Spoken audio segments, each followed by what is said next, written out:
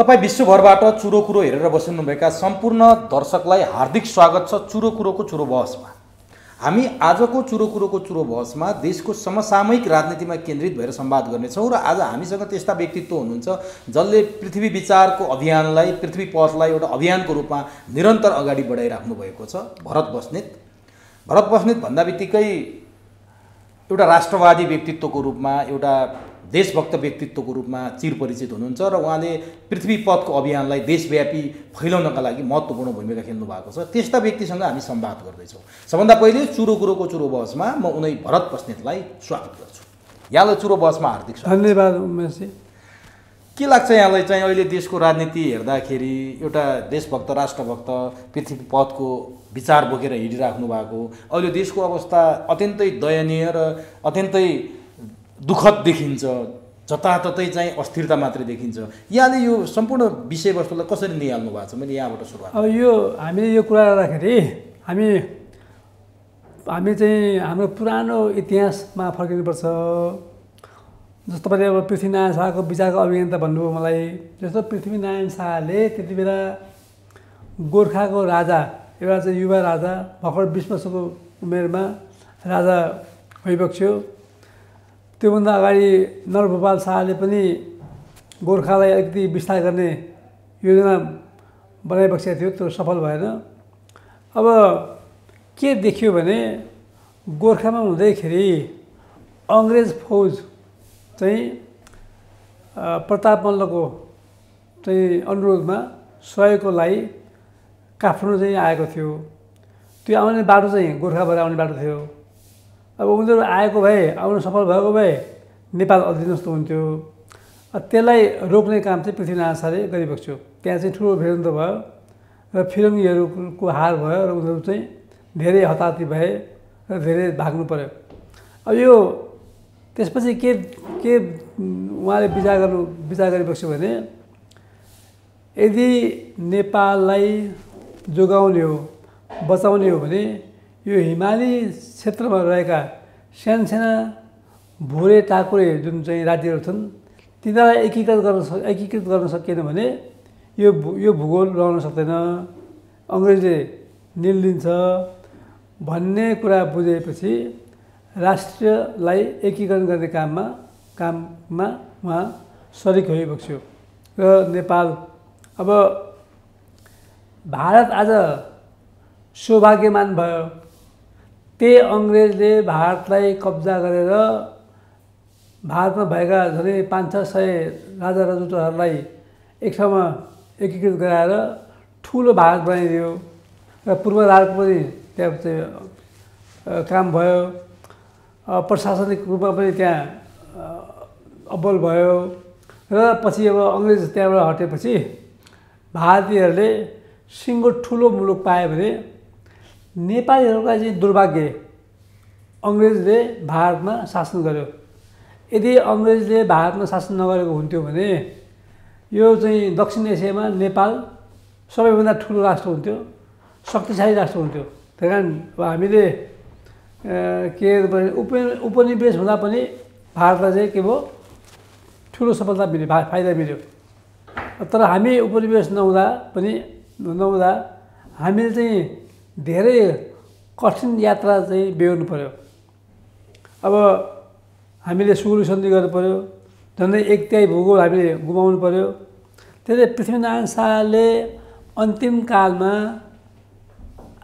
भाइ भारतलाई बोलाएर केही कुरा उनीहरूको अगाडि राख्नु भएको छ, जसले हामी दिव्य उपदेशको रूपमा बुझ्छौँ है। अब त्यसमा भनिएको छ दक्षिणसँग घा सम्बन्ध राख्नु, त्यो चतुरो छ।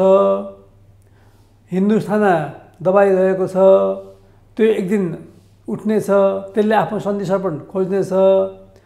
अब ठाउँमा गाउँमा चाहिँ सुरक्षा फौज राख्नु, तोपहरू राख्नु र सुरक्षा फौज राखेर नेपाललाई बलियो बनाउनु, सुरक्षित बनाउनु भनेर भनेको थियो। अनि अर्को कुरा चाहिँ के भने दक्षिणबाट भएको गौरा प्रसाद भएको चाहिँ हाम्रो चाहिँ तराईबाट भारतबाट त्यहाँका साहु महाजनहरूलाई र त्यहाँका मान्छेहरूलाई चाहिँ नेपालमा प्रवेश नगराउनु, तिनीहरू आए भने देशलाई कङ्गाल गर्नेछन् भनेको थियो क्या। अहिले नभन्दै अहिलेको अवस्थामा सम्पूर्ण अर्थतन्त्र मारवाडीले सङ्केत गर्नुभयो हो, सम्पूर्ण अर्थतन्त्र उनीहरूको चाहिँ पकडमा छ। र अब पृथ्वीनारायण शाहले धेरै अगाडि नै बुझेको कुरा के थियो भने यो चीन र भारतको बिचमा रहेको सानो राष्ट्रलाई कसरी स्वतन्त्र सार्वभौम बनाउन सकिन्छ, त्यही आधारमा चाहिँ यसलाई यसका विदेश नीतिहरू हुनुपर्छ, यसको राष्ट्रिय नीति हुनुपर्छ, यसको आर्थिक नीति हुनुपर्छ, यसको सामाजिक नीति हुनुपर्छ, यसको सांस्कृतिक नीति हुनुपर्छ, यसको शिक्षा दीक्षा त्यही अनुसारको हुनुपर्छ, न्याय निसाब त्यही अनुसारको हुनुपर्छ भनेर चाहिँ त्यति बेलै सोच राखिबक्सेको थियो। र उहाँले भाइ भारतलाई के भनिबक्स्यो भने ल तिम्रो छेउमा मैले केही कुरा सुनाउँछु, तिमीले यो कुरा सुन्नु, तिमीले आफ्ना सन्तानलाई यो कुरा सुनाउनु, र तिम्रा सन्तानले चाहिँ हाम्रा सन्तानलाई सुनाउने छन्, र दुवै मिलेर राज्य थामी खानु।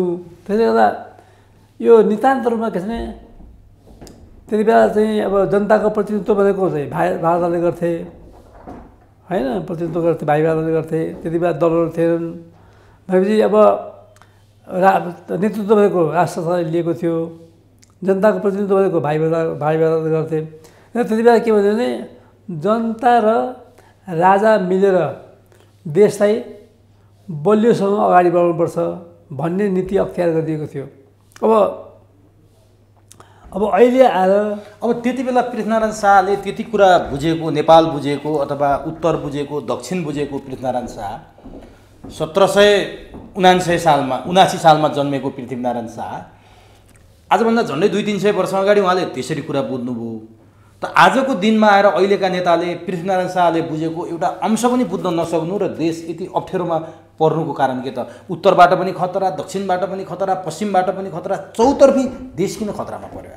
अब पृथ्वीनारायण शाहले खतरा देखेको भने चाहिँ अङ्ग्रेज, त्यति बेला दक्षिणमा अङ्ग्रेज थियो होइन, अङ्ग्रेज थियो, दक्षिणबाट चाहिँ खतरा देखिबक्स्यो। उत्तरसँग चाहिँ के भनेको थियो भने उत्तरसँग घा राख्नु होइन, त्योसँग सम्बन्ध राम्रो राख्दाखेरि त्यसबाट चाहिँ डर हुन्न। चीनसँग उत्तर भनेको त तिब्बत थियो, तिब्बत चीन थियो होइन, उत्तरसँग चाहिँ राम्रो घा राख्नु, त्योसँग हामीलाई डर छैन। डर कोसँग छ भन्दाखेरि दक्षिणसँग डर छ।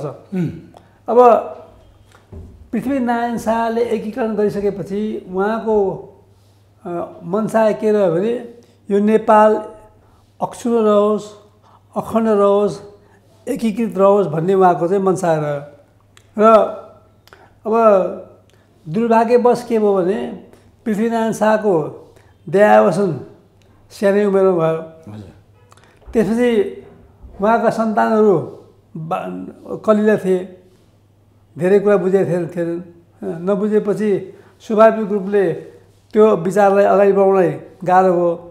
अब त्यसमा चाहिँ उहाँको कान्छा छोरा बहादुर शाहले पश्चिममा विस्तार गरेर नेपाललाई अझ वृहत राष्ट्र बनाइबक्स्यो र उहाँलाई पनि षड्यन्त्र गरेर मारियो। र त्यसपछि भीमसेन थापाले शासन गरे र पछि चाहिँ हाम्रो चाहिँ अङ्ग्रेजसँग युद्ध भयो। युद्ध गर्नु हुन्थ्यो हुँदैन थियो, अब मेरो विचारमा युद्ध गर्नु हुँदैन थियो। पृथ्वीनारायण शाहले के भनेको थियो भने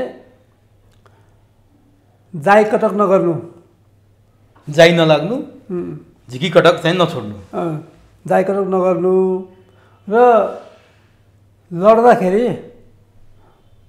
समथर भूमिमा नलड्नु, उनीहरूलाई चुरे घाटीसम्म आउनु दिनु, त्यसपछि प्रत्याक्रमण गर्नु ताकि उनीहरू चाहिँ पराजित हुन्छन्, जसरी चाहिँ सिन्धुलीमा भयो पराजित हुन्छन् भनेर भनेको थियो।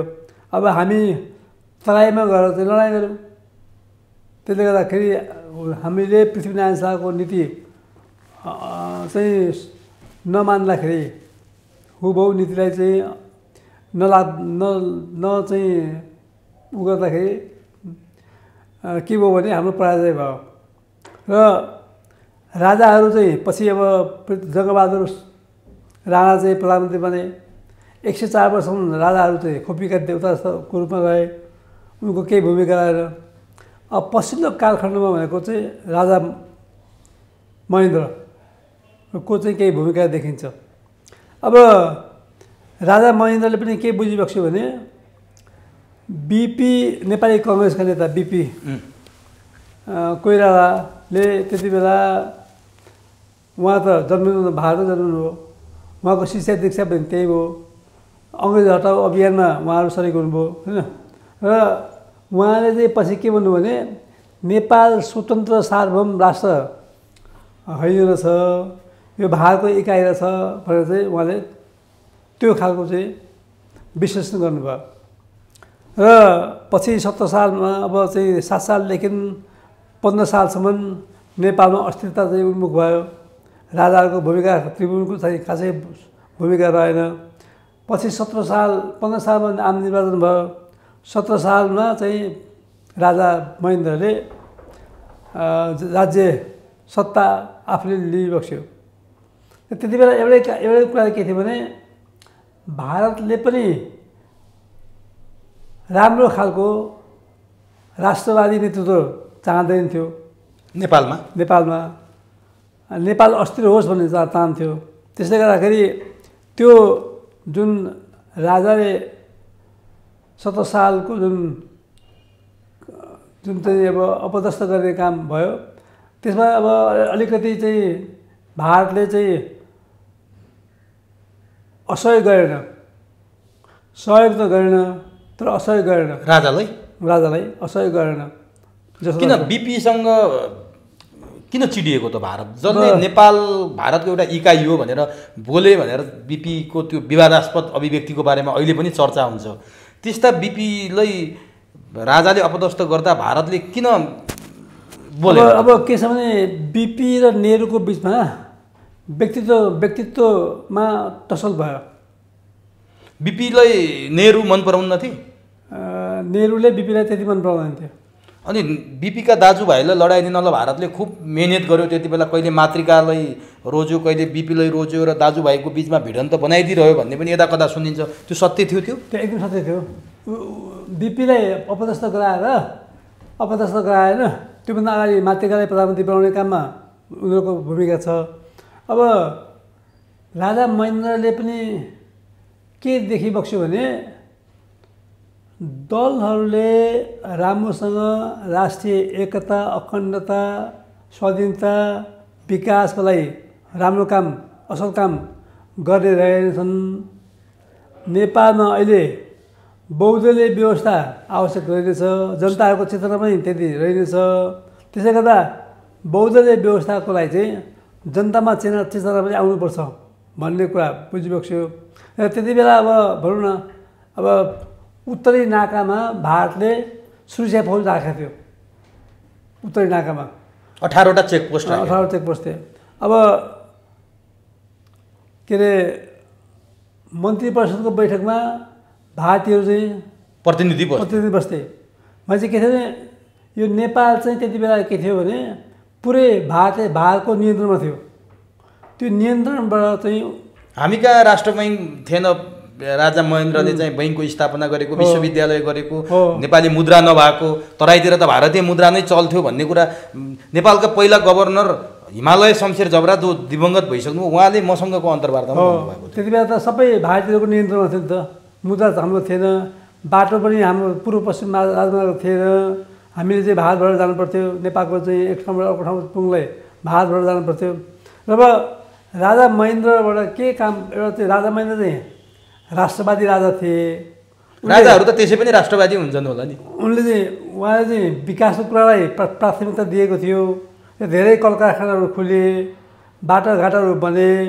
तर प्रजातन्त्रप्रति राजा महेन्द्रको चाहिँ वक्रदृष्टि थियो भनेर अहिलेका दल र नेताहरू भन्छन्। जस्तो बिपी कोइरालाले चुनाव जितेर 2/3 प्रधानमन्त्री भइरहँदा राजा महेन्द्रले अपदस्थ गर्नुभयो भन्ने आरोप उहाँमाथि लाग्छ। र एक थरी के भन्छन् भने राजा महेन्द्र र बिपी कोइरालालाई मिल्न नदिने शक्ति नै यही थियो। त्यो शक्तिले गर्दा उहाँहरूको बिचमा कहिल्यै मेल भएन। यदि दुईजना मिलेर गएको भए आज देश स्वर्ग बन्थ्यो भन्नेहरू छन्। यहाँलाई के लाग्छ?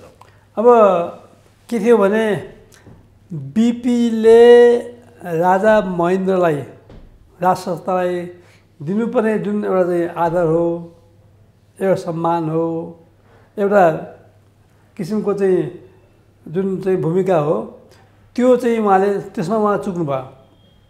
उहाँलाई के लाग्यो भने मलाई 2 तिहाईले चुनेका छन्, म सर्वेसर्वा हो, मैले जे गर्दा पनि हुन्छ भन्नेमा उहाँ लाग्नुभयो।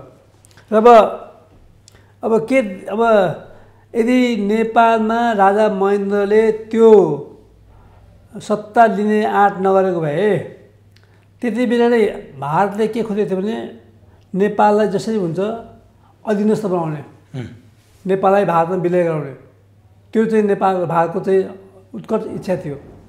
जस्तो त्यति बेला चाहिँ 1947 भारत स्वतन्त्र भइसकेपछि त्यसपछि वल्लभभाइ पटेल चाहिँ गृहमन्त्री बने, होइन, नेहरू चाहिँ प्रधानमन्त्री बने। उनीहरूको बिचमा के कुरा हो भने वल्लभभाइ पटेल के भन्थे भने नेपाललाई शक्ति प्रयोग गरेर विलय गराउनुपर्छ भन्थे। अनि नेहरू चाहिँ होइन अहिले त्यो गर्नुहुन्न, उत्तरमा चीन छ, चीनले सहयोग गर्न सक्छ, हामी नै अस्थिर छौँ, त्यसले गर्दाखेरि हामीले एउटा चाहिँ दीर्घकालीन योजना बनाएर नेपाललाई विलय गराउने हो, जसलाई चाहिँ नेहरू डक्ट्रिन भन्छ क्या। अहिलेसम्म लागू भएको भनेको नेहरू डक्ट्रिन हो। त्यसैले गर्दा नेपालमा राजनीतिक दलहरूलाई जति चाहिँ सरसहयोग छ त्यो चाहिँ भारतले गरेको परिवर्तनमा भारत सम्भाग छ। तर राजा महेन्द्रले कु गर्दा चाहिँ अथवा अपदस्थ गर्दा अथवा देश जोगाउने अभियान भनेर भन्छन्, अहिले त्यस्तो पनि देखिन्छ। यदि राजा महेन्द्रले त्यो काम नगरेको भए नेपाल रहन्थेन, यहाँले पनि भनिरहनु भएको छ। त्यति बेला भारतले किन विरोध गरेन त? अब दुईवटा कुरा, पृथ्वीनारायण शाहको जन्म नभएको भए नेपाल एकीकृत हुने थिएन। त्योभन्दा अगाडि त त्यस्तै बेला पनि राजाहरू त थिए नि त नेपालमा, त धेरै राजाहरू थिए नि त। नेपाल रहने थिएन, नेपाल बन्ने नै थिएन, नेपाल राष्ट्र बन्ने थिएन। राजा महेन्द्रले पनि त्यो त्यति बेला अपदस्थ गरेर नेपाललाई बलियो नबनाएको भए नेपाल रहने थिएन, भारतले विलय गराउँथ्यो। र अब भन्नुको मतलब पृथ्वीनारायण शाह नजन्मेको भए नेपाल बन्ने थिएन, राजा महेन्द्र नजन्मेको भए नेपाल रहने थिएन। त्यही कारण यी दुईवटा राजाको चाहिँ ठुलो महत्त्वपूर्ण भूमिका छ। तर अब अहिले हामीले के गर्यौँ, हाम्रा नेताले के गर्यो भने सबभन्दा बढी तपाईँको चाहिँ गाली गलौज गर्ने, सबभन्दा बढी चाहिँ दाइ लाग्ने भनेको चाहिँ को हो भन्दाखेरि राजा महेन्द्र, पृथ्वीनारायण शाह, राजा महेन्द्र। पृथ्वीनारायण शाहको त तस्बिरमै थुथु गर्न थालिसके। राजा महेन्द्रलाई निरङ्कुश प्रजातन्त्र विरोधी भनेर चित्रित गरेको छ। त्यस कारण राजा महेन्द्रलाई सबभन्दा बढी गाली गर्ने, आलोचना गर्ने, पृथ्वीनारायण शाहलाई सबभन्दा बढी आलोचना गर्ने, गाली गर्ने। त्यो भने के भने विदेशीको चाहिँ लगावमा, इसारामा, प्रशिक्षणमा त्यो काम भइरहेछ। र अहिले अब पछि राजा वीरेन्द्रले राजा महेन्द्रले गरेको कामलाई थेक्ने काम गरिबक्स्यो। र उहाँले चाहिँ नेपालमा ठिकै छ, परिवर्तन चाहिन्छ, जनताहरू अब परिवर्तनको लागि तयार छन् भनेपछि जन्मसङ्ग्रह घोषणा गरिबक्स्यो। 45-46को जनआन्दोलन जुन थियो त्यो जनआन्दोलनमा अब जन्मसङ्ग्रह घोषणा गरियो। तर के अरे जन्मसङ्ग्रहमा चाहिँ बिपी नेपाली कङ्ग्रेसका नेता ले चाहिँ जन्मसङ्ग्रहको माग गरेको हो र वामपन्थीहरूले माग गरेको हो। र बिपीसँग चाहिँ सहकार्य गर्नुहुन्न भने चाहिँ इन्डियनहरू भारतीयहरूको चाहिँ चाहना हो। राजा र बिपी चाहिँ मिलाउनु दिनुहुन्न भन्ने उनीहरूको चाहिँ प्रबल चाहिँ चाहना हो। त्यसले गर्दाखेरि भारतीयहरूको सहयोगमा सूर्यबहादुर थापालाई प्रयोग गरेर जन्मसङ्ग्रहमा बौद्धलाई हराइयो। भनेपछि बौद्धले नजितोस् भन्ने भारतीय चाहन्थ्यो। बौद्धले जित्यो भने राजा वीरेन्द्र र बिपीको चाहिँ सहकार्य हुन्छ, त्यो पनि नेपाल बलियो हुन्छ, राष्ट्रिय एकता अखण्डता सुदृढ हुन्छ भन्ने चाहिँ भएर त्यो मिलाउनु दिएन। त्यसपछि राजा अब त्यो तपाईँको चाहिँ के थियो भने बिपी पच्युत भएपछि चाहिँ बिपीलाई जेलमा राखियो। पछि निर्वासनमा गए। पछि चाहिँ मेलमिलापको नीति भनेर फर्कियो। पछि के भयो भने बिपी चाहिँ भारतमा हुँदाखेरि बिपीले के देख्नु भयो भने भारतले सिक्किम विलय गराइदियो भारतमा। त्यसपछि पश्चिम पाकिस्तान र पूर्व पाकिस्तानलाई टुक्राइदियो र बङ्गलादेश जमाइदियो। त्यो देखेपछि बिपीले के भन्यो भने हामीले राजासँग झगडा गर्नुहुन्न। राजासँग झगडा गऱ्यो भने हाम्रो देश पनि सिक्किम जस्तै विलय हुनसक्छ। त्यस कारण राजसंस्था नरहेपछि जसरी सिक्किम विलय भयो, राजसंस्था नरहेपछि नेपाल पनि विलय हुन्छ भनेपछि राष्ट्रिय मेलमिलापको नीति लिएर चाहिँ बिपी तर नि नेपाल आउनुभयो। कुनै समय नेपाल भारतको इकाइ हो भन्ने बिपीलाई पछि यदि राजासँग नमिल्ने हो भने नेपाल भारतले खान सक्छ अथवा सिक्किम बनाउन सक्छ भन्ने चिन्ता चाहिँ कहाँबाट आयो, कसरी पलायो त्यो? त्यो चिन्ता चाहिँ मैले अघि भने नि, जब चाहिँ भारतले चाहिँ सिक्किमलाई चाहिँ गाभ्यो, विलय गरायो र पश्चिम पाकिस्तानबाट चाहिँ पूर्व पाकिस्तानलाई चाहिँ टुक्राएर बङ्गलादेश बनायो, त्यो देखेपछि अब हाम्रो देश पनि खतरामा छ। त्यही कारण राजाहरू भनेको राष्ट्रिय एकताको प्रतीक हुन्, राजासँग मिल्नुपर्छ भनेर राजाको गर्दन मुनि र मेरो गर्दन माथि हो त्यसरी चाहिँ बिपी आएका हुन्। त्यसपछि 36 सालको चाहिँ जन्मसङ्ग्रह भएको हो। 36 सालको जन्म सङ्ग्रहमा बौद्धलले जितेको भए नेपालको भाग्य भविष्य राम्रो हुन्थ्यो। राजा वीरेन्द्रको चाहना के थियो भने 36 सालको जन्मसङ्ग्रहमा बौद्धले जितोस् भन्ने चाहना थियो होइन, त्यो चाहना थियो। प्रजातन्त्र बाली होस् भन्ने चाहना थियो। तर सूर्यबहादुर चाहिँ प्रयोग भयो प्रयोग सूर्यबहादुर भारतको प्रयोग भयो। ऊ चाहिँ भारतको एका मान्छे हो क्या नेपालमा। त्यसपछि अब बिपीले के भन्नुभएको थियो भने नेपालको राजनीतिक परिवर्तनमा वामपन्थीसँग सहकार्य गर्नुहुन्न भनेको थियो। त्योभन्दा उल्टो गरे त नेपाली कङ्ग्रेसले वामपन्थीसँग सहकार्य गर्नुहुन्न भनेको थियो। त्यसपछि भारतीयले 45-46 को जनआन्दोलन गराउने क्रममा भारतीयले के गरे भने कृष्णप्रसाद भट्टराई, गणेशमान सिंह, गिरिजाप्रसाद कोइरालालाई के सहमत गरायो भने तिमीहरू वामपन्थीहरूसँग मिलेर राजनीतिक परिवर्तनलाई क्रियाशील भऊ, हामी तिमीहरूलाई सहयोग गर्छौँ। र उनीहरू नभन्दै यहाँ चाक्सीबारी आएर भाषण गर्न आए चन्द्रशेखर। त्यसले गर्दा त्यो परिवर्तनमा चाहिँ के छ भने त्यति बेला परिवर्तन गर्नुभन्दा अगाडि भारतीय दूत नेपाल आएर राजालाई सन्देश दिन आएको थिए 46मा। उनीहरूले के सन्देश ल्यायो भने राजसंस्थालाई हामी अटल राख्ने, तर हामीलाई 3टा कुरा चाहिँ मा सम्झौता गर्नुपर्छ। एउटा, प्राकृतिक स्रोतमा हाम्रो पहुँच हुनुपर्छ, सुरक्षामा हाम्रो पहुँच हुनुपर्छ, हामीलाई जिम्मा दिनुपर्छ सुरक्षा, र परराष्ट्र हामीले जिम्मा दिनुपर्छ, र भुटानको जस्तो राजा भएर हामी अनन्तकालसम्म राख्छौँ भनेको थिए। राजा वीरेन्द्रले त्यो कुरा मान्ने कुरा आएन। भनेपछि एकातिर राजासँग पनि उनीहरू बार्गेनिङ गरिरहेछन्, अर्कोतिर दलहरूलाई बौद्धल ल्याइदिन्छु, काङ्ग्रेस र कम्युनिस्टहरू एक ठाउँमा आऊ भनेर पनि भनिरहेछन्। भने डबल कार्ड खेल्यो भारतले। हो, डबल कार्ड। त्यसपछि राजा वीरेन्द्रले के गर्यो भने भारतसँग चाहिँ सहमत हुनुभन्दा नेपाली जनताले मागेको जुन अधिकार छ त्यो म दिन्छु भनेर चाहिँ खासै ठुलो आन्दोलन भएको थिएन। राजा वीरेन्द्रले बौद्ध घोषणा गरिबस्यो। त्यसपछि 47 सालमा चाहिँ संविधान बन्यो। त्यो संविधानमा के थियो भने एउटा छोटो समयमा संविधान बन्यो। त्यो संविधान बनाउने क्रममा पनि भारतीयले हाम्रो सहयोग, तिमीहरू ल्याऊ, हामीले पनि संविधान बनाएको अनुभव छ, हामी तिमीलाई सहयोग गर्छौँ भन्दाखेरि कृष्णप्रसाद भट्टराई राजा वीरेन्द्रको निर्देशनमा त्यो सहयोग लिएर र संविधान 6 महिनामा संविधान बन्यो। त्यो संविधानमा के छ भने 3टा अकाट्य कुरा छ, अपरिवर्तनीय कुरा छ। एउटा चाहिँ नेपाल हिन्दू अधिराज्य हुनेछ भन्यो, नेपालमा संवैधानिक राजा रहनेछन् भन्यो, नेपालको प्राकृतिक स्रोत साधनमा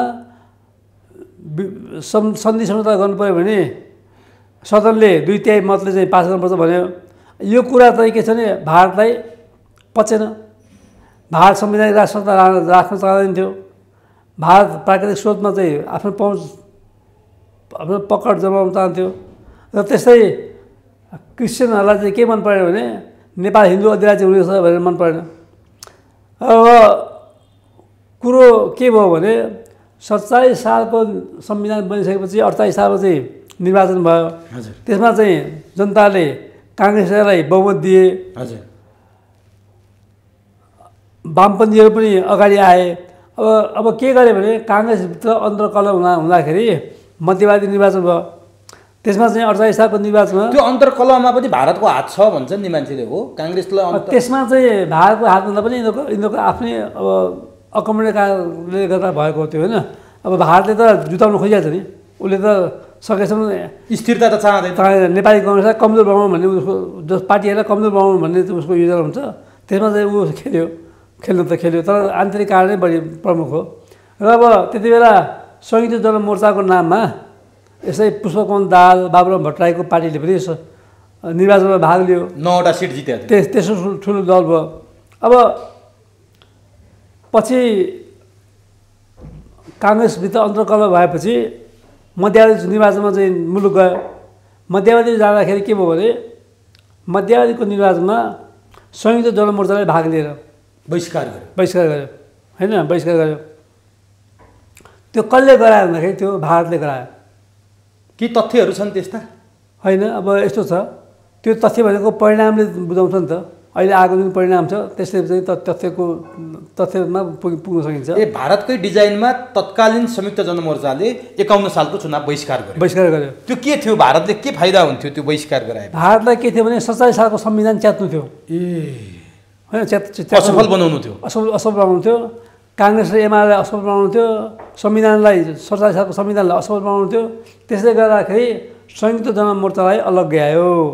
अलग गएपछि 52 सालमा उनीहरूले चाहिँ 40 बुझे चाहिँ माग राखेर चाहिँ 40 बुझे माग राखेर उनीहरू चाहिँ यदि माग पुरा भएन भने हामी सशस्त्र जनयुद्ध गर्छौँ भनेर चाहिँ गए। अब सशस्त्र जनयुद्ध त नेपाली काङ्ग्रेसले पनि गर्यो नि होइन, एमाले पनि लगभग गर्यो। एमाले पनि गर्यो। त्यो असफल भयो किनभने भारतले तिनीहरूलाई सहयोग गरेन। बिपीको नेतृत्वमा त्यो गरियो र त्यो सफल भयो भने नेपाल बलियो हुन्छ भनेर गराएन, त्यसले असहयोग गर्यो, त्यो सफल भएन। अब बाबुराम भट्टराई र पुष्पकमल दाहाललाई सुरुदेखि नै भारतीय खुफिया संयन्त्र रले त्याग गरेको थियो। उनीहरूलाई संविधान सभामा भाग, दोस्रो चाहिँ मध्यावधि निर्वाचनमा भाग दिन नलाउने, त्यसपछि त्यहाँबाट चाहिँ संसदीय व्यवस्थाको विरोध गराउने। त्यति बेला त राष्ट्रसभाको विरोध थिएन, संसदीय व्यवस्थाको विरोध थियो नि त होइन। अब त्यो गराएर भारतमा लगेर त्यहाँ प्रशिक्षण गराएर हात हतियार सुसूचित बनाएर नेपालमाथि आक्रमण गराउने काम कसले गरायो?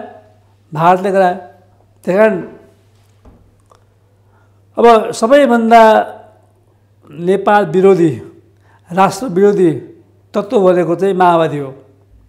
माओवादी राष्ट्र विरोधी तत्त्व, नेपाल विरोधी तत्त्व। र उसले चाहिँ के गर्यो भने ठुलो सङ्ख्यामा निर्दोष मान्छेहरू, 17,000 निर्दोष मान्छेहरू चाहिँ मरायो।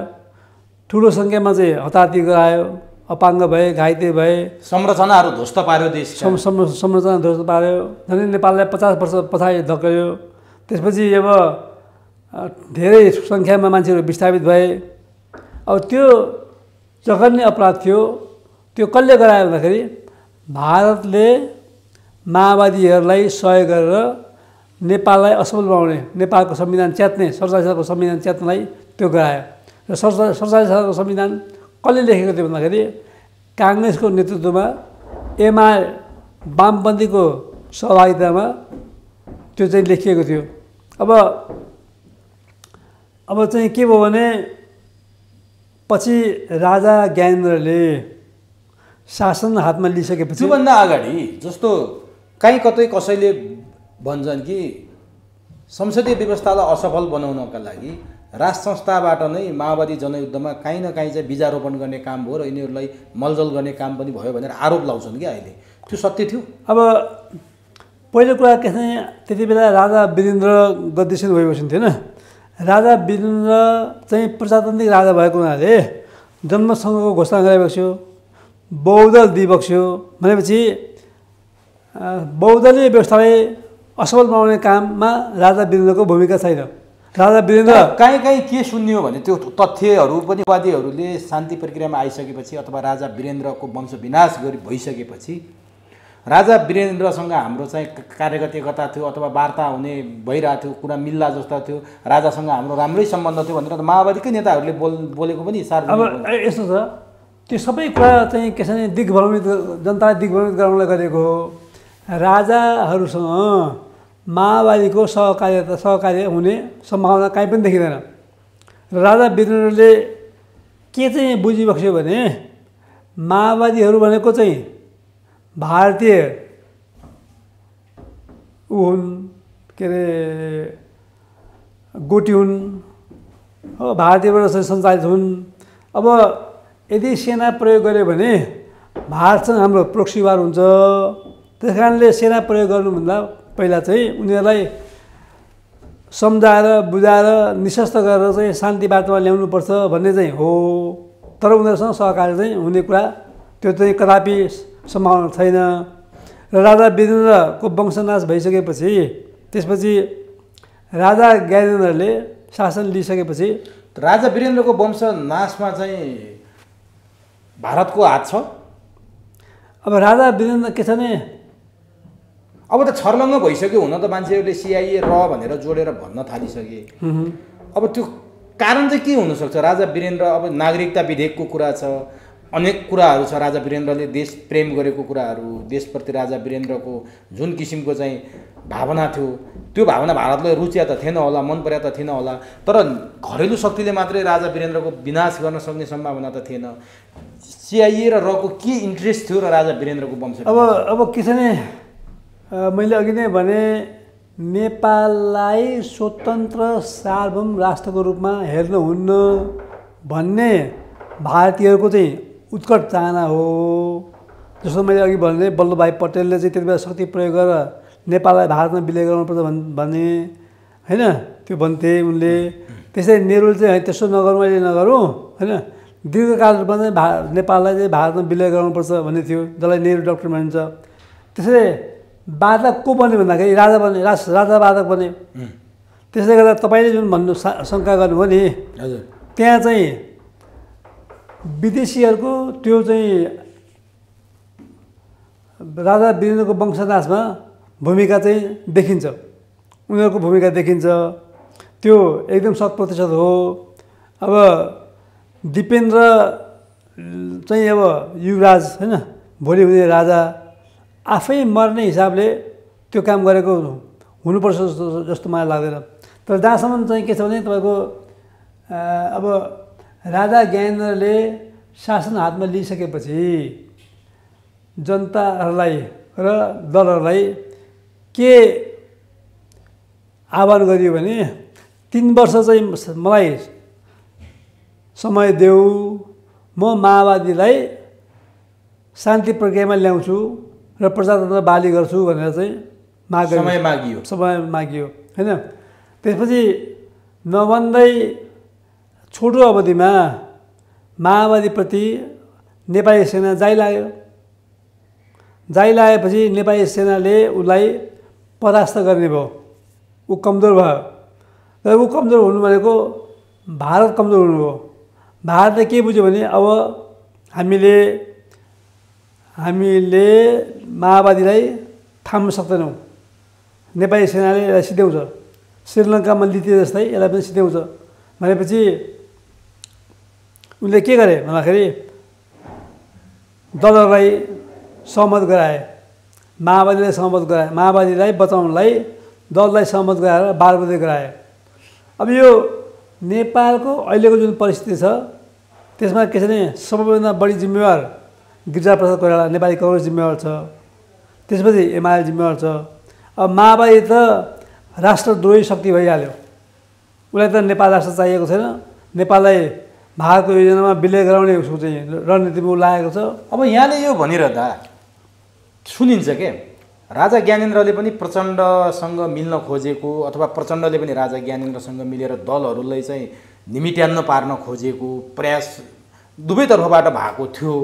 त्यसमा चाहिँ गिरिजाप्रसाद कोइरालाले चतुर्याई प्रयोग गरेर यो कुरा बुझेर चाहिँ माओवादीसँग मिल्न पुगेर जुन भारतले भूमिका खेल्यो, मिल्न त राजा ज्ञानेन्द्र र प्रचण्डै मिल्न खोजेका थिए, त्यति बेला दलहरूलाई मटियामेट पार्नै खोजेका थिए भन्ने एक थरीको भाष्य पनि सुनिन्छ। वास्तविकता के थियो यहाँनिर? र अर्को कुरा चाहिँ दलहरूलाई निषेध गरेर राजा ज्ञानेन्द्र अगाडि बढ्न खोजेको जस्तो पनि त देखियो नि। त्यति बेला माधव नेपाललाई, गिरिजाप्रसाद कोइरालालाई प्रधानमन्त्री हुने उत्कट इच्छा भएको, राजा ज्ञानेन्द्रले उनीहरूलाई नबनाइदिएको, उनीहरूलाई जसरी हुन्छ पन्छाउन खोजेको जस्तो पनि देखियो। दलहरूसँग राजा ज्ञानेन्द्र टाढिँदा आज यो राज संस्थाले यो अवस्था भोग्नु पर्यो भन्नेहरू पनि छन् एक थरी। र अर्को थरी चाहिँ राजा ज्ञानेन्द्र प्रचण्डसँग मिल्न खोज्दा दलहरू झन् पहिला गएर प्रचण्डसँग मिलेर भारतले त्यो भूमिका खेल्यो भन्नेहरू पनि छन्। के हो वास्तविक? अब यसमा सबैभन्दा ठुलो भूमिका चाहिँ भारतको हो होइन।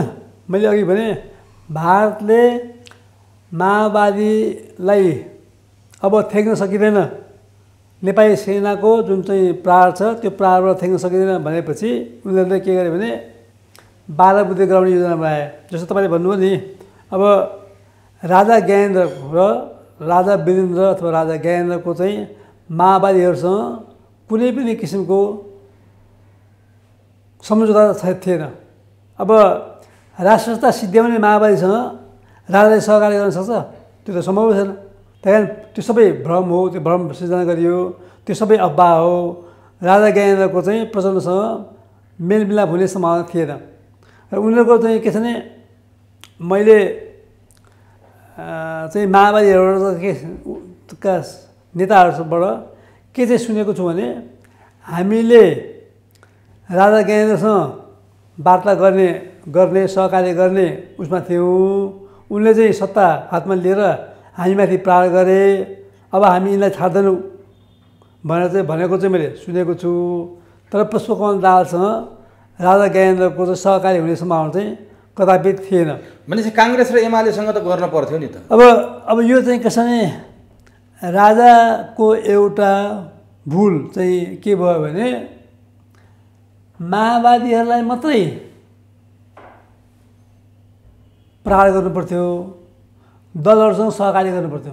जस्तो म्याद गुज्रिएका औषधिका रूपमा चिनिएका तुलसी गिरी जो श्रीलङ्कामा पुगेका थिए, क्रिस्चियन धर्म नै अवलम्बन गरेर उनी त गएका थिए नि त, उनी त इसाई भइसकेका थिए। श्रीलङ्कामा गएको म्याद गुज्रिसकेको तुलसी गिरीलाई ल्याएर मन्त्री परिषदको उपाध्यक्ष बनाउनु भन्दा त काङ्ग्रेस एमाले अथवा त्यति बेलाका दलहरू जो शक्तिमा थिए, जसको जनमत पनि थियो, त्यस्ता दलका नेताहरू ल ठिकै छ, गिरिजाप्रसाद कोइरालाले देश ब्रह्मलुट गरेका थिए, देश बर्बाद बनाएको थिए, गिरिजाप्रसाद कोइरालाप्रति जनताको सकारात्मक भावना थिएन, अर्को कुनै व्यक्तिलाई प्रधानमन्त्री बनाइदिएको भए, इभन कृष्णप्रसाद भट्टराई बाँकी नै थिए त्यति बेला, अथवा अर्को कुनै पार्टीकै कुनै व्यक्तिलाई प्रधानमन्त्री बनाइदिएको भए, दलहरूसँगको सहकार्य नछोडेको भए आज राज संस्था र दलको बिचको सम्बन्ध एक ठाउँमा हुन्थ्यो कि माओवादी निस्तेज भएर जान्थ्यो कि? जुन कुरा दलहरू पर्लक्कै पल्टेर चाहिँ माओवादीतिर जानुपर्ने बाध्यता हुन्थेन कि? यहाँनिर त ठुलै त्रुटि जस्तो देखिन्छ। अब यो चाहिँ पक्का कुरा चाहिँ के हो भने अब तपाईँले के भन्नुपर्छ भने यो सबै भूमिकामा होइन राज संस्था फाल्नुपर्छ भन्ने भूमिका चाहिँ भारतको हो। त्यति बेलाको सत्ता भारत हो होइन, काङ्ग्रेस आएको सत्ताले गरेको हो, रले गरेको हो, त्यस्तै क्रिस्चियनले गरेको हो। अब राजा ज्ञानेन्द्र संवैधानिक रूपमा राजा रहेका भए पनि उनी कि त मारिन्थे त जसै पनि विस्थापित हुन्थे त्यो बेला। जसरी राजा वीरेन्द्रको वंशनाश भयो त्यसरी नै राजा ज्ञानेन्द्र पनि सिध्याउँथे अथवा उनलाई जसै पनि विस्थापित गर्थे। के नगरिदिएको भए होइन, संवैधानिक रूपमा बसेको भए पनि राजा ज्ञानेन्द्रले चाहिँ सत्ता हातमा नदिएर संवैधानिक रूपमा बसेको भए पनि उनलाई असफल बनाउने काम हुन्थ्यो। अब जहाँसम्म के छ भने तपाईँले भनेको कुरा दलहरूलाई छोड्न हुन्थेन भन्ने कुरो मेरो। दलहरूसँग चाहिँ सहकार्य गर्नुपर्थ्यो र माओवादीहरूलाई चाहिँ प्रहार गर्नुपर्थ्यो। माओवादीलाई सिध्याउनै पर्थ्यो क्या। जस्तै लिट्टेलाई चाहिँ श्रीलङ्कामा सिध्याइयो, माओवादीले त्यसरी सिध्याउनु पर्थ्यो र उनीहरू सिद्धिन्थे पनि। पुष्पकमल दाहालले पटक भनेको छ हामी लित्ते यदि 12 बुँदे नगरेको भए हामी लित्ते भइसक्थ्यौँ भनेर चाहिँ पटक भनेको छ सार्वजनिक रूपमा।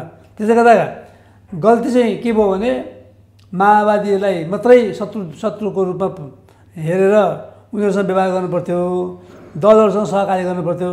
दलहरूलाई चाहिँ अब सहकार्य गर्ने काममा चाहिँ राजा ज्ञानेन्द्र चुकी बक्सेको चाहिँ हो। त्यहाँनिर चाहिँ गल्ती भयो। त्यहाँनिर गल्ती भयो। त्यो गल्ती नगरे भए आज नेपालमा राज संस्था रहन्थ्यो। नेपालमा राज संस्था चाहिँ क्रिस्चियन र भारतीयहरूले राज संस्था राख्दैनथे। दलहरूसँग मिल्या भए पनि राजा ज्ञानेन्द्र कि मारिन्थे कि राज संस्था त्यति बेलै जान्थ्यो। राज संस्था त जसै पनि फालिँदै हो। भने त्यहाँनिर राजा ज्ञानेन्द्रले गरेको कदम ठिक भयो त? त्यसो भए त राजा ज्ञानेन्द्रले गरेको कदम एकदम ठिक थियो, तर उहाँको एउटै त्रुटि के भने दलहरूसँग वैमनस्यता गर्नु हुँदैन थियो क्या। दलहरूलाई पनि कन्भिन्स गर्नु पर्थ्यो, दलहरूलाई भन्नु पर्थ्यो ल 3 वर्षलाई मलाई समय देऊ, त्यसपछि म शान्ति बारी भएपछि निर्वाचन प्रक्रियाबाट जनताको नासो जनतालाई म दिन्छु, तर मलाई 3 वर्षको त समय देऊ। किनभने अब गिरिजाप्रसाद कोइरालाले पनि चाहिँ प्रधानमन्त्री चाहिँ चलाएको होइन हो। शेरबहादुर देवालले पनि प्रधानमन्त्री भएका हुन्। उनीहरूबाट चाहिँ माओवादीलाई चाहिँ उ गर्ने काम त भएन, कमजोर बनाउने काम त भएन। त्यहाँदेखि राजा ज्ञानेन्द्रबाट त माओवादीलाई सिध्याउने काम भएको थियो नि त। त्यसैले गर्दाखेरि के छ भने अब दलहरूले पनि धैर्यता राख्नु पर्थ्यो।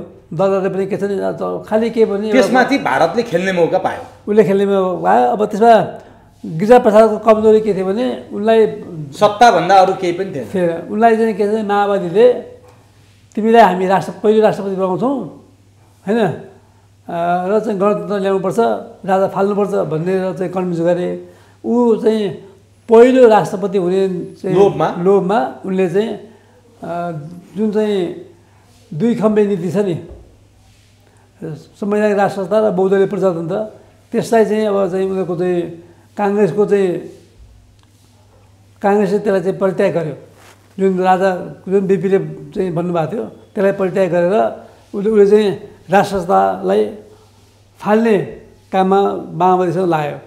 माओवादीसँग लागेर काङ्ग्रेसले राष्ट्र संस्था फाल्यो, एमाले मतियार बन्यो, राष्ट्र संस्था नेपालबाट विदायी भयो। 64 सालको संविधान सभाको पहिलो बैठकले राष्ट्र संस्थालाई फाल्ने निर्णय गर्यो। तर त्योभन्दा अगाडि संसदको त्यो पुनर्स्थापित संसदले चाहिँ राजाको उत्तराधिकारी छोरा हुने कि छोरी हुने भन्ने विषयमा निर्णय गरेको छ।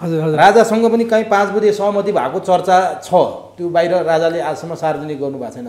एकाएक राजा फाल्ने निर्णयमा किन पुगेका दलहरू? यिनीहरूले उत्तराधिकारीको विषयमा पनि संसदबाट छलफल गरेका छन्, तर पछि राजै फाल्नेमा र तपाईँको 62-63को आन्दोलनमा सडकमा धर्मनिरपेक्षताको बारेमा कहिले पनि आवाज उठाएको थिएन। यो धर्मनिरपेक्षता र राजा फाल्ने कुरा चाहिँ यिनीहरूलाई कहाँबाट सन्देश आयो? अब के छ भने 12 बुँदे जुन यिनीहरूले भारतले गरायो नि, त्यो 12 बुँदेमा के छ, राजा फाल्ने कुरो छैन। त्यसमा के छ भने निरङ्कुश राजतन्त्रको अन्त्य मान्छ हो, राष्ट्र संस्था फाल्ने कुरा छैन। अब धर्मनिरपेक्षता राष्ट्र संस्था फाल्ने कुरा त थिएनै थिएन, धर्मनिरपेक्षताको कुरा त झन् थिएनै थिएन, संहिताको कुरा थिएन। अब के भयो भने जब राजासँग चाहिँ सम्झौता भयो होइन, दल र राजाको बिच सम्झौता भयो, दलले जे भने राजाले त्यही कुरा मान्दै गए। मान्ने क्रममा के भने अब पछि के गरे भने जबरजस्ती राजालाई हटाउने काम गरे, धर्मनिरपेक्षता लागू गरे, संहिता लागू गरे। यो कसको काम भन्दाखेरि राजा कमजोर हुँदै गएपछि भारतले र क्रिस्चियनले यो काम गराए, माओवादी मार्फत र दलहरू मार्फत गराए। अब ठिक छ, नेपालमा एउटा परिवर्तन भयो, राजा बाहिरिए, राष्ट्र संस्था बाहिरियो, तर नेपाली जनताले के पायो त? हो, राष्ट्र संस्था बाहिरियो, नेपालमा परिवर्तन भयो, गणतन्त्र आयो, धर्मनिरपेक्षता आयो, संघीयता आयो। तर आज 20 को 19 हुन सकेन समस्या समाधान किन? र जनताहरू खुसी छैनन् किन? र यी गणतन्त्र ल्याउने र 12 बुँदेका हस्ताक्षरकर्ताहरू रक्षात्मक अवस्थामा पुग्नुपर्ने अवस्था आयो। एउटा दुर्गा प्रसाईले यिनीहरूलाई थुरथुर कमाउने अवस्था आयो र जनताले फेरि राष्ट्र संस्था चाहियो भन्ने आवाज उठ्न थाल्यो किन? म यो सोध्छु। अब त्यसले गर्दा अब जस्तो एउटा कुरा के देख्यो भने 47 सालको जुन संविधान छ नि, त्यो संविधानमा संसदीय व्यवस्थाको चाहिँ हामीले अभ्यास गऱ्यौँ। माओवादीहरूले संसद भनेको चाहिँ कुकुरको मासु टाउको के अरे खसीको टाउको देखाएर कुकुरको मासु बेच्ने थलो हो भने, तर उनीहरू जब चाहिँ शान्ति प्रक्रियामा आए त्योभन्दा विकृत संसदीय व्यवस्थामा आए नि त। आखिर चाहिँ माओवादीको चाहिँ उद्देश्य के छ त? उनीहरूको त खालि के भने भारतीयहरूको चाहनामा नेपालमा राष्ट्र संस्था फाल्ने, नेपाललाई चाहिँ अस्थिर बनाउने, नेपाललाई टुक्रा टुक्रा पार्ने, संहितामा लैजाने, नेपालको धर्म संस्कृतिलाई सिद्ध्याउने, धर्मनिरपेक्ष बनाउने। मान्छे के छ भने संसदीय व्यवस्थामा आउँथ्यो भने 17,000 मान्छेको चाहिँ विनाश किन गरेको, हत्या किन गरेको, हजारौँ लाखौँ मान्छेको विस्थापित किन गरेको, हजारौँ मान्छे अपङ्ग चाहिँ किन बनाएको? त्यही आखिर त त्योभन्दा विकृत संसदीय व्यवस्था आयो नि त। त्यसले गर्दा के देखिन्थ्यो भने यिनीहरू सुरुमा यिनीहरूले संसदीय व्यवस्थाको विरोध गरे र पछि बिस्तारै यिनीहरू चाहिँ झाँगिँदै गएपछि राष्ट्र संस्था उन्मूलन गर्नेतिर लाए। त्यो कसको उसमा लाए भन्दाखेरि भारतीय र क्रिस्चियनहरूको चाहिँ अभियानमा निर्देशनमा लाए। त्यसमा को पनि सहमत भयो भने काङ्ग्रेस पनि सहमत भयो, एमाले पनि सहमत भयो। काङ्ग्रेस र एमाले चाहिँ संसद आफूले बनाएको चाहिँ जुन संविधान छ त्यो जोगाउनु पर्दैन, त्यो जोगाउनतिर लागेन। तिनीहरूलाई के बाध्यता पो थियो? उनीहरूले बनाएको संविधान च्यात्नु पर्ने। उनीहरूलाई के बाध्यता भयो भने उनीहरूलाई भारतीयहरूले के गरे हामी तिमीलाई सहयोग गर्छौँ, राजा फाल्न चाहिँ माओवादीलाई सहयोग गर भन्ने चाहिँ लगायो र चाहिँ राजा फाले। अब राजा फाले ल ठिक छ, के छ भने राजा अफगानिस्तानमा फालिए, राजा सिक्किममा फालिए, राजा ठाउँ फालिए नि त। पहिला त के छ भने सबै राजाहरू नै थिए नि त होइन। ती ठाउँमा जहाँ राष्ट्रपति शासन सुरु भयो त्यहाँ चाहिँ कहाँ चाहिँ राम्रो भएको छ, केही देश बाहेक सबै ठाउँमा चाहिँ भद्रगोल छ नि त होइन। भनेपछि नेपालको राजा फालेर नेपाली जनतालाई के उल्लेखनीय चाहिँ नेपाली जनताले परिवर्तन पाए। त्यसले गर्दा के छ भने नेपाललाई अस्थिर बनाउने, नेपाललाई जर्जर बनाउने, नेपाललाई अब जस्तो भारतले 1950 को सन्धिमा भारतीयहरू र नेपाली नागरिकहरू सर्वत्र बसोबास गर्न पाउनुपर्छ, व्यापार व्यवसाय गर्न पाउनुपर्छ, चलअचल सम्पत्ति भोग गर्न पाउनुपर्छ भनेर धेरै भारतीयहरू चाहिँ नेपालभित्र भुल्यो। अब यो संविधान सभाको नाउँमा ठुलो सङ्ख्यामा भारतीयहरू चाहिँ नेपालमा नागरिकता पाए। अब के हुन्छ भन्दाखेरि हामी नेपाली अल्पसङ्ख्यकमा पर्छौँ, भारतीयको जनसङ्ख्या बढ्छ, त्यस्तै उनीहरू के गर्यो भने तराईमा जनसङ्ख्या बढ्दै जान्छ र चाहिँ जनसङ्ख्याको आधारमा प्रतिनिधित्व भएछन्। पाहाडको प्रतिनिधित्व घट्छ, तराईको प्रतिनिधित्व बढ्छ र एक दिन तराईका वासीहरूले चाहिँ नेपाल स्वतन्त्र रहन सक्दैन, यसलाई चाहिँ विलय गर्नुपर्छ भनेर त गयो त देश। त्यो सम्भावना खतरा बढिरहेछ। त्यसले गर्दा त्यही कुरा बुझेर बिपीले नेपालमा राज संस्थाको ठुलो भूमिका छ, राष्ट्रिय एकतालाई राख्नलाई राजाहरूको चाहिँ भूमिका रहन्छ। त्यसले गर्दा राजाहरूलाई हामीले चाहिँ सम्मान गरेर राख्नुपर्छ, राजालाई एउटा भूमिका दिनुपर्छ भनेर चाहिँ बिपीले भनेको। त्यसले गर्दा अहिले यिनीहरूका दलहरूका कारणले गर्दाखेरि नेपाल अस्थिर मात्रै होइन, यसको जुन अस्तित्व छ त्यो सङ्कटमा परेको छ। नेपाल यस्तै हो भने मैले त भनेको छु नेपाल भारतमा चाँडै विलय हुन्छ। बडो डरलाग्दो कुरा गर्नुभयो त। यो भएको कुरा हो। अनि राजा नरहँदाखेरि सिक्किम गएन, अफगानिस्तानमा चाहिँ राजा थिए, राजा फालिए, अहिले त्यो हालत छ। त्यस कारण राजा भनेको चाहिँ राजालाई कसरी देशको माया हुन्छ, जनताको माया हुन्छ, ऊ चाहिँ नेपाली जनता र देश रहेन भने त राजा रहँदैन। भनेपछि अहिले असन्तुष्टिका स्वरहरू जे छन्, सडकमा आन्दोलनका घोषणा भएका छन्, दुर्गा प्रसाईले आन्दोलनको घोषणा गरेका छन्, यी काङ्ग्रेस एमाले माओवादी 12 बुँदेका पक्षधर हामी भनेर एक ठाउँमा आएका छन् र हामी सुनेअनुसार त अझ सर्वदलीय सरकार बनाउने र यो दमन गर्नका लागि उनीहरू एक ठाउँमा आएको भनिन्छ। अहिले आएको रवि लामिछानेदेखि विप्लवसम्म पनि यिनीहरूसँग एक ठाउँमा आएका जस्तो देखिन्छ। के वारपारको लडाइँ हो अब के छ भने तपाईँको यदि नेपाल बचाउने हो भने यी अराष्ट्रिय तत्त्व पहिला पञ्चायत कालमा चाहिँ काङ्ग्रेस र वामपन्थीहरूलाई अराष्ट्रिय तत्त्व भन्थे। अब माओवादी सुधा यी अराष्ट्रिय तत्त्वहरूलाई यदि हामीले निमिट्यान्न पार्न सकेनौँ भने नेपाल रहन्न। त्यसले गर्दाखेरि आम नेपाली जनताहरूले अब बुझ्नु पऱ्यो यो सबै परिवर्तनको भूमिकामा भारतीय र क्रिस्चियनहरूको चाहिँ ठुलो भूमिका छ। यिनीहरू चाहिँ गोटीको रूपमा चाहिँ प्रयोग भएका छन्, यिनीहरू दलाल हुन्, यिनीहरू अन्तर्राष्ट्रिय दलाल हुन्, यिनीहरूबाट देश चल्दैन। यिनीहरूले मार्क्स र माओको लेनिनको कुरा गरेका छन्, पृथ्वीनारायण शाहको विचारको विषयमा चाहिँ चर्चा हुँदैन। यिनीहरूलाई जतिसक्दो चाँडो चाहिँ सत्ताबाट अलग गराउनुपर्छ।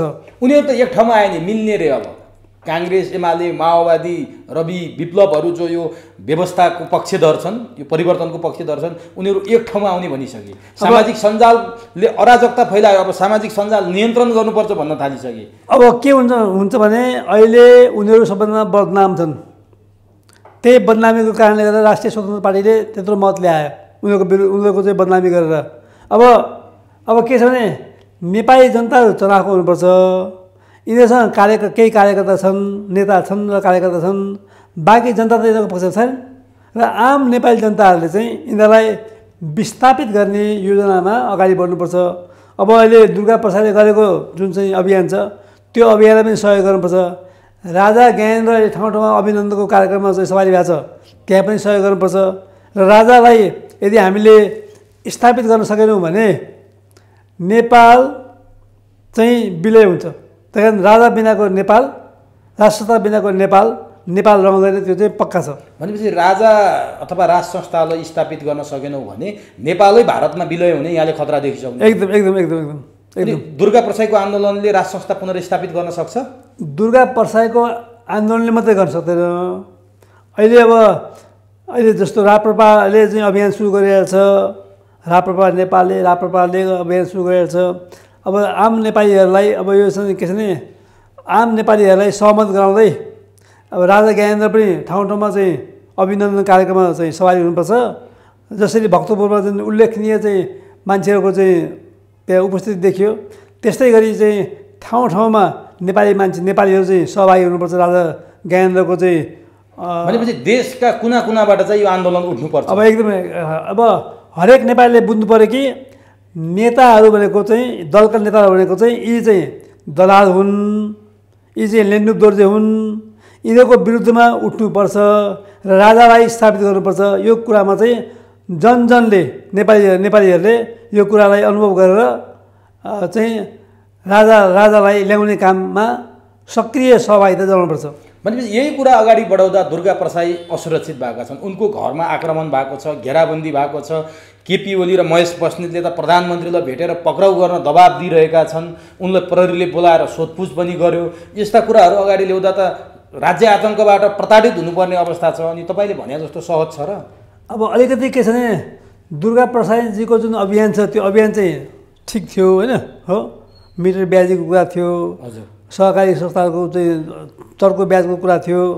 तर अब यो जुन व्यक्तिगत जुन चाहिँ आरोप प्रत्यारोप छ नि त्यो चाहिँ त्यति उचित भएन। तर अरू चाहिँ अभियान ठिक छ।